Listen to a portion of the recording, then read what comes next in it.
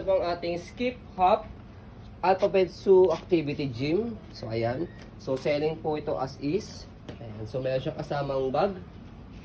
Ayan. 17 Okay. developmental activities. So, ito yung kanyang mga toys. Mga hanging toys. So, good for newborn po ito. Ayan. Hanggang toddler na. Hanggat gusto ng baby po ninyo. So, ayan. Okay. So, wash nyo na lang po ito. Hindi kasi namin siyang ma-wash kasi palaging umuulan. May stock kasi sa amin to kapag hindi natutuyo. So, wash nyo na lang po siya. Madali lang nga maiwash yan. Bago pa to, yung salamin niya kailangan niya pa i-remove. Mirror. So, ayan. A, B, D, E, N, Wala yung M, toys. S, W, Z. Wala lang yung head, di ba? Monkey. Ayan. May mga, ano siya rito. Tawag dito. Toys. Hindi, yung mga gitong ano. Tumutunog. Activities. So, ayan.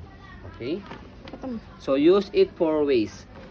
Yan. For newborn, pag gumagapang. Yan. Ay, ito newborn, pagka medyo ano na siya, gumagapang na, toddler na. Tapos, ayan, kapag ka medyo nagsasanay na siyang mag learnings.